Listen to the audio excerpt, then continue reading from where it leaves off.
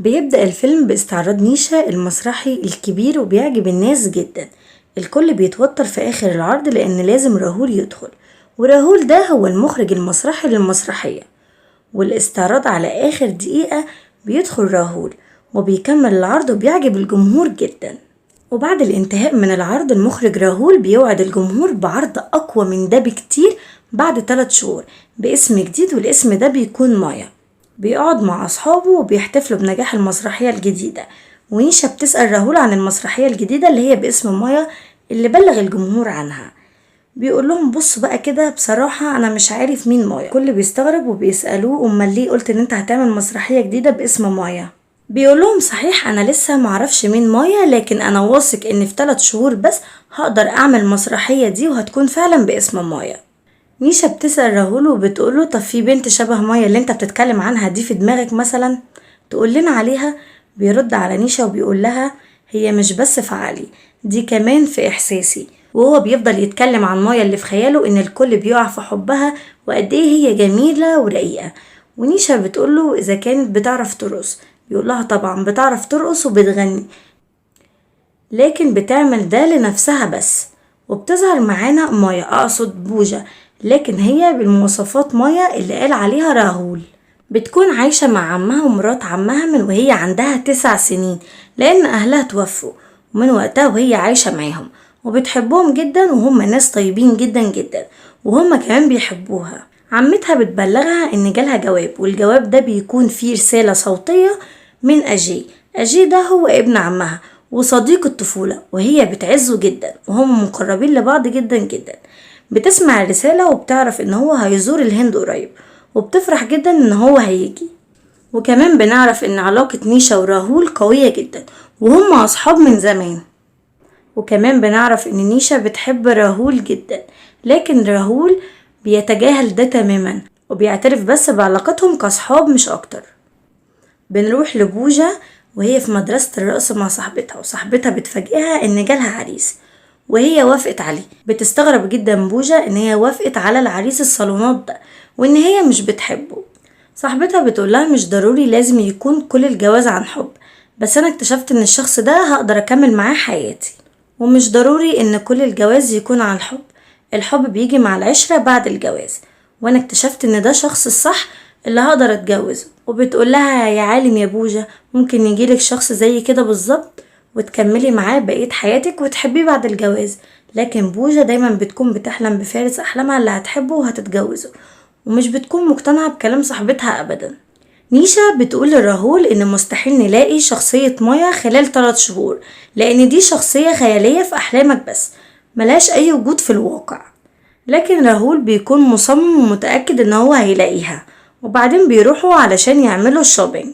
ونيشا بتعذبه جدا معاها وبتختار له كل الهدوم اللي في المحل، وبيروح علشان يقيس اي حاجة من اللي هي اختارتها له.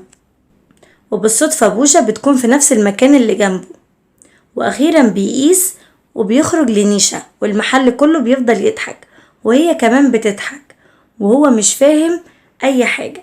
لكن للحظة بيفتكر ان هو نسي يلبس البنطلون وبيرجع جري علشان يستخبى من الموقف المحرج ده. وبوجة كمان بتشوفه وبتفضل تضحك عليه هي كمان.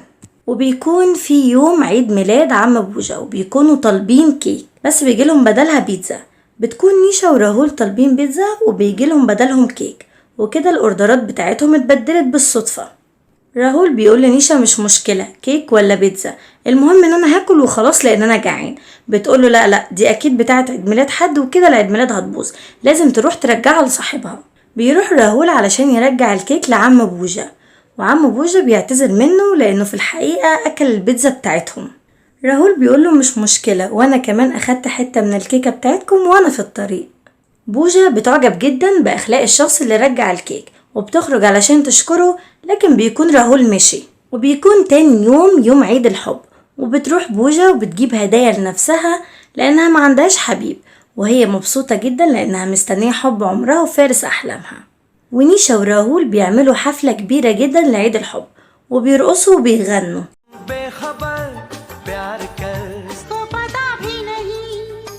بعد ما بتخلص الحفلة نيشا بتمشي من غير ما تقول لراهول، بيتصل عليها علشان يهزقها، لكن بالصدفة بيكون ده رقم بوجة. بيفضل يضايقها شوية وأخيرا بتعرف تقفل معاه. أجي بيرجع لهند وبيعمل مقلب في بوجة وبيخضها باللعبة دي، وبنعرف إن هما قد إيه صحاب ومقربين جدا. وبنروح لنيشا وهي بتتدرب وبيكون اليوم ده عيد ميلادها، لكن راهول في الأول بيعمل نفسه إن هو ناسي ومش فاكر، وهي طبعا بتزعل جدا وبيقولها مش المفروض تقوليلي. بتقوله الحاجات دي لازم تعرفها من غير ما حد يقولك. بيطلع في الآخر إنه كان فاكر إن النهاردة عيد ميلادها وكمان جايب لها هدية، وبيخرجوا وبيسهروا بمناسبة عيد ميلادها. وفي نفس المكان بيكونوا قاعدين أجي وبوجة، وأجي بيقول لبوجة إن في بنت بيحبها جدا ومعجب بيها وعاوز يتقدم لها ويرتبط بيها. بوجة بتتحايل عليه إن هو يقول لها لكن هو مش بيرضى. وفي نفس الوقت ده بتكون نيشا بتشرب مع راهول. أجي بيقول لبوجة هلعب معاكي لعبة، لو الجرسون اللي هناك ده اللي معاه المية فاضت منه كوباية لينا وأخدناها هقولك. ولما بتحس بوجة إن مش هيفيد ولا كوباية مية معاه بتقوله لو سمحت ممكن كوباية مية هنا، لكن أجي بيقولها ده غش. بيجي راهول في نفس اللحظة وهو اللي بياخد كوباية المية الأخيرة، وطبعا بوجة بتخسر في اللعبة وأجي مش بيقولها مين البنت اللي هو بيحبها.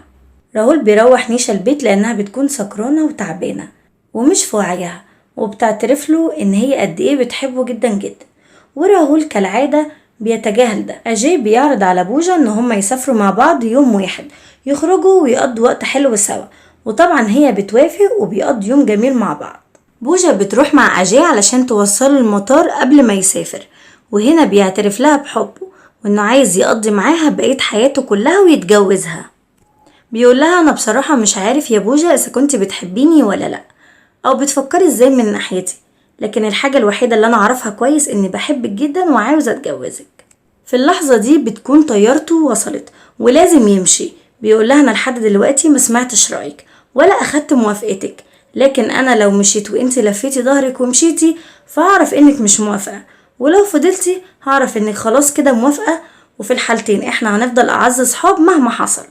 بوجة في اللحظة دي بتفتكر كلام صاحبتها لما قالت لها ان ممكن يجي شخص تحس ان ده من نصيبك مش شرط تكوني بتحبيه. بتفضل واقفة مكانها، وهنا أجي بيعرف ان هي كده خلاص موافقة وبيكون طاير من السعادة. تاني يوم بتحكي كل حاجة حصلت معاها لصاحبتها أنجلي، وبتقول لها معقول وافقتي؟ بتقول لها معرفش، كل اللي همني في الوقت ده فرحة أجي اللي في عينيه اللي عمري ما شفتها قبل كده، عمري ما شفته فرحان بالشكل ده. بوجة مش بتكون عارفة ايه القرار اللي خدته ده ولا بتكون حتى لسه بتحبه. بنروح لنيشا وهي بتتدرب على الرقص، بتقع على رجليها وبتكون الوقعة قوية جدا، وبيروحوا بيها المستشفى بسرعة، والدكتور بيقول ان هي لازم ترتاح وتبطل رقص وما ينفعش تتحرك ابدا لان ده هيكون خطر جدا عليها. نيشا بتعتذر من راهول لان هو اخد عربون المسرحية وهي كده مش هتقدر ترقص ولا تكون العارضة المسرحية. هو بيقول لها ارتاحي انتي وما تشيليش هم وانا هتصرف. بتقول له اعمل اللي انت عاوزه، المهم ان انت عارف كويس انك عمرك ما هتلاقي بنت في البلد كلها ترقص احسن مني. وبنروح لبوجة وهي في مدرسة الرقص لوحدها بتكون بترقص. راهول كمان بيكون هناك وبيفضل يعزف وهي بتقوم ترقص على عزفه. راهول كده بيعرف خلاص ان هو لقى شخصية مايا وان اخيرا لقاها. وبعد ما بوجة بتشوف مين اللي كان بيعزف العزف ده بتتحرك جدا وبتاخد حاجتها وبتمشي. وتاني يوم بيروح راهول السوق وراها وبيقول لها انا اللي كنت بعزف امبارح في مدرسة الرقص. بتقول له اهلا وسهلا، بيكلمها في المسرحية لكن هي بترفض عرضه وبتقول له انا صحيح برقص وبغني لكن الموضوع قدام جمهور كبير جدا هيكون صعب جدا بالنسبة لي، انا اسفة مش هقدر للأسف. بيفضل ماشي وراها السوق كله وهو بيحاول يقنعها ويتوسل لها كمان، واخيرا بتوافق وهو بيشكرها جدا وبيديها العنوان. بوجة فعلا بتروح للتدريب. في البداية الرقص مش بيكون عاجب راهول، بيقول لها انا عارف كفاءتك في الرقص لاني شفتها امبارح في المدرسة، لكن انا عايز قوة واداء واحساس مايا. لكن بتأدي اداء نفس اللي عملته من شوية.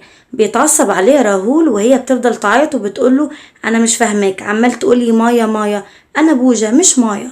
وهنا راهول بيحاول يشرح لبوجة احساس وقوة واداء مايا في الرقص وانها تتخيل ده واكيد هتعرف تعمله. وفعلا بوجة بتنجح في اخر مرة في ادائها في الرقص، بيعجبهم جدا جدا وكل الموجودين بيحيوها.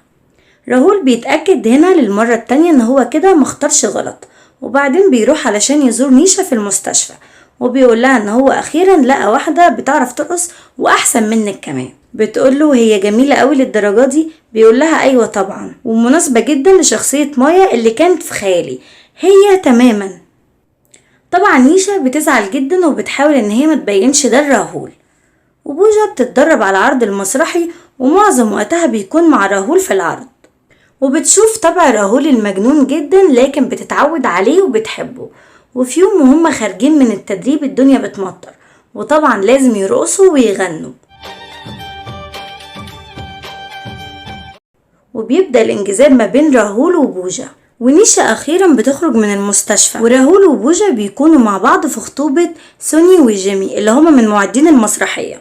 راهول بيقول لبوجا قد ايه الجواز بيكرهه لأنه بيربط شخصين مع بعض للأبد، وإن دي حاجة مملة جدا ومحتاجة تضحية كبيرة. لكن بوجا بيكون ليها رأي تاني عن الجواز، بتقوله إنها مخطوبة وهتتجوز قريب ابن عمها. هو طبعا بينصدم، لكن هو بيتغاضى على الموضوع وبيبارك لها جدا بالمناسبة دي. وبوجا بتقوله انت ونيشا هتتجوزوا امتى؟ بيقول لها انا ونيشا مفيش ما بينا اي ارتباط، احنا اصحاب مقربين بس مش اكتر، كده كده مفيش بنت اصلا تقدر تستحملني.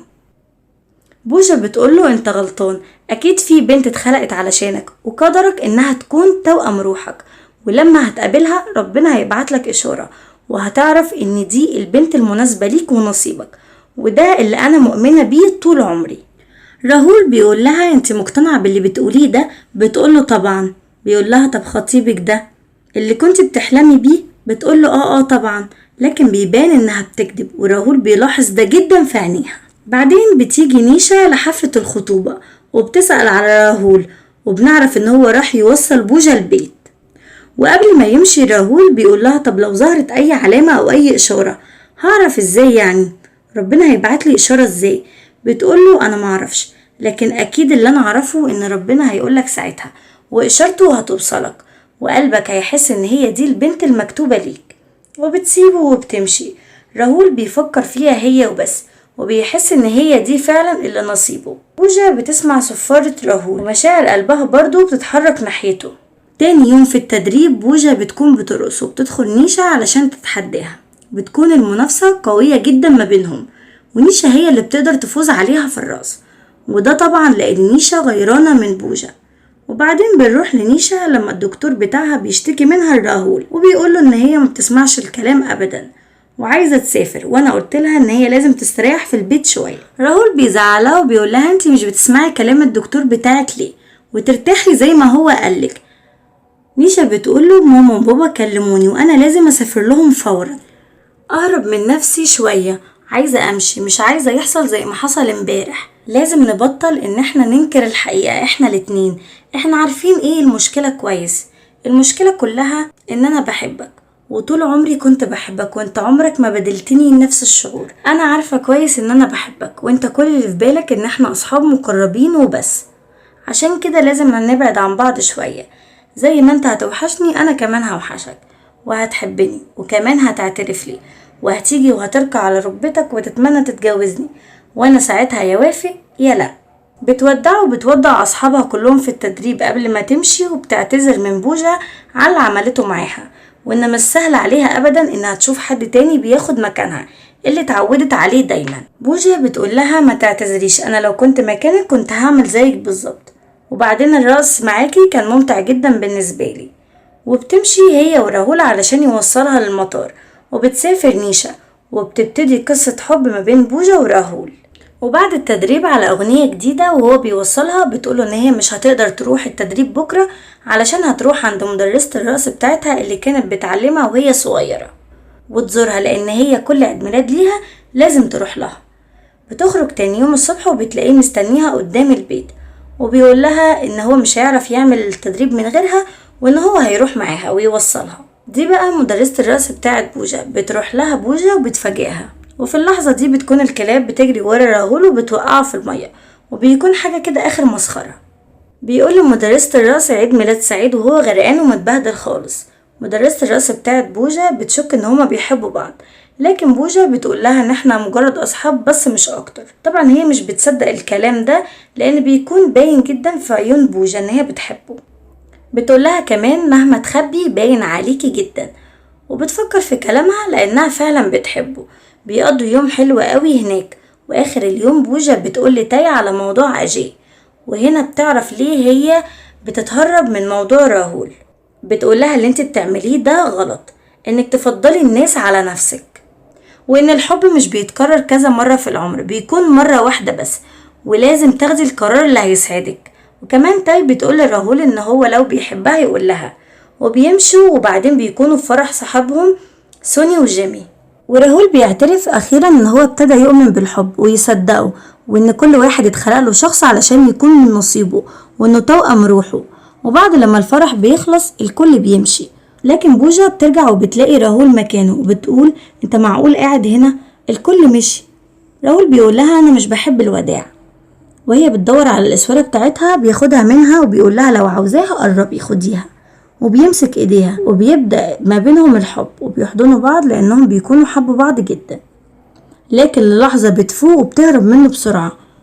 وفي تدريب المسرحية بيكون التدريب ده هو آخر مشهد في المسرحية، عبارة عن إن البطل يعترف للبطلة بحبه وهي كمان تعترف له. بيقول لها في تدريب المشهد مهما حاولتي تنكري احنا بنحب بعض، حتى لو ما اعترفناش بده. جيت علشان اقولك ان انا بحبك جدا، وعارف كمان انك بتحبيني زي ما انا بحبك، ولو اعترفتي قلقك كله هيروح وكل حاجة هتكون كويسة.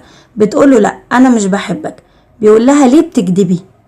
بيقول لها بصي في عيني وقولي انك مش بتحبيني وان احنا ما اتخلقناش لبعض. بتحضنه بوجة، وفي اللحظة دي بتوصل نيشا وبتشوف التدريب، لكن بيكون كل اللي حصل ده تمثيل، لكن هو في الحقيقة مش تمثيل بجد ما بين بوجة وراهول. ونيشا بس هي اللي بتكون حاسة بيه وعارفة كده. طبعا نيشا بتكون زعلانة جدا وبيروح راهول علشان يواسيها. نيشا بتقول لراهول هو انا وحشة قوي كده للدرجة دي علشان محدش يحبني؟ بيقول لها لا طبعا انت جميلة جميلة جدا وتتحبي.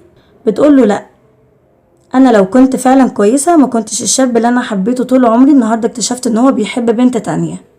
نيشا بتكون مجروحة جدا وراهول بيهون عليها لانها صديقة عمره وبيعزها جدا. بوجة بتقرر انها تعترف لأجي انها بتحب راهول جدا، وبتسجل له الرسالة الصوتية وبتقول له فيها كل حاجة عن راهول وقد ايه هي بتحبه. وبعد ما بتخلص تسجيل الرسالة عمتها بتدخل عليها بسير الفرح، وهي فرحانة جدا انها هتكون مرات ابنها، وبتقول لها قد ايه انا مبسوطة وكنت بتمنى ده من سنين، انك عمرك ما تمشي من البيت ده وتكوني من نصيب شخص تاني، والنهاردة امنيتي اتحققت. وهنا بوجة بتتصدم وبتفتكر اول مرة جات فيها البيت وهي صغيرة وبتزعل جدا. وتاني يوم في التدريب بتكون بوجة طول اليوم عايزة تقول حاجة لراهول، لكن بيكون طول اليوم مشغول ومش بتعرف تكلمه ابدا. اجي بيجي وبيفاجئ بوجة في التدريب. يدخل راهول وبيلاقي اجي حاضن بوجة. اجي بيقول لبوجة اتمنى ما تكونيش غيرتي رايك، هنتجوز اكيد صح؟ انتي ما قلتيش لاصحابك؟ بيعرفهم بنفسه، كمان بيقول لهم ان هو بيحب بوجة جدا وان هم اصحاب من الطفولة وهيتجوزوا قريب. بيقول لهم كمان ان الفرح خلال 3 ايام وكلهم معزومين. راهول بيسمع الكلام ده وهو مصدوم ومش مصدق. راهول بيحاول يمثل ان مفيش اي حاجة وبيبارك لهم، وبيبارك كمان لأجي. أجي بياخد بوجة وبيمشي، وراهول مش مصدق اللي بيحصل وبيكون مجروح جدا. بترجع بوجة علشان تاخد حاجتها من راهول وهو بيتعصب جدا، وهما الاتنين بيكونوا زعلانين. وتاني يوم في التدريب بتعمل اخر مشهد في المسرحية لما بتقوله ان هي هتتجوز بعد بكرة ومش هتقدر تشوفه تاني. واخر مشهد في المسرحية هو الفراق ما بين العشاق الاتنين، وكده هو غير المسرحية، وده طبعا هو اللي في الحقيقة. نيشا بتقول لراهول ليه غيرت اخر مشهد في المسرحية وليه خليت النهاية حزينة بالشكل ده؟ قصص الحب دايما نهايتها بتكون سعيدة، ليه انت عايز تخليها نهاية حزينة كده؟ راهول بيقول لنيشا لان مش كل قصص الحب نهايتها سعيدة، في قصص حب تانية بتنتهي نهايات وحشة جدا كلها ألم وحزن. بوجة بتفضل تعيط وهي في غاية الحزن، وراهول كمان بيكون زيها واكتر. وبيبتدي عرض المسرحية ونيشا بس لوحدها بتكون حاسة بوجعهم، وبتحاول تقنع بوجة انها تفكر مرة تانية قبل ما تتسرع، وبتقول لها ان المحظوظين بس هما اللي بيلاقوا الحب الحقيقي، وان هي كانت غلطانة، كانت طول عمرها بتسمي الحب باسم الصداقة وفضلت عايشة على كده طول عمرها. بلاش تعملي كده وتسمي الحب على انه صداقة وتفضلي عايشة على كده بقية عمرك كله. بيجي المشهد الاخير في المسرحية وبتقوله انا هتجوز بعد بكرة ومش عايزة اشوف وشك تاني. راهول قبل ما امشي انا بس عاوز اسألك سؤال واحد، انت حبيتيني ليوم واحد او للحظة واحدة بس في حياتك؟ وكعادة راهول انه بيغير دايما في اخر دقيقة في المسرحية لان السيناريو ده مش كان مكتوب من قبل كده. الكل بيكون مستغرب جدا من راهول واللي بيعمله. بيفضل يسأل بوجا انا مش همشي من غير ما اخد جواب على سؤالي، عمرك حبيتيني حتى لو لحظة واحدة في حياتك؟ بتقوله لا لا ما حبيتكش وعمري ما حبيتك ولا اليوم ولا اللحظة. راهول بيمدلها ايده في اللحظة الاخيرة علشان يسلم عليها وبيقول لها انا راهول اكيد هتفتكري اسمي وبيمشي. لكن في نفس الوقت ده بيشتغل تسجيل بوجا لأجي اللي كانت بتعترف فيه قد ايه هي بتحب راهول، وأجي هو اللي بيكون عمل كده لأنه عايز يشوفها مبسوطة وسعيدة مع الإنسان اللي هي بتحبه. وبتروح لراهول وبيحضنوا بعض وبتنتهي قصة الحب نهاية سعيدة وبيكونوا مع بعض. حتى نيشا كمان بتكون من نصيب أجي وبيحبوا بعض وبيعرض عليها الجواز. بتخلص المسرحية وبيخلص الفيلم وهنا بينتهي ملخصنا. ياريت ما تنسوش تعملوا لايك وتشتركوا في القناة. أشوفكم الملخص الجاي. سلام.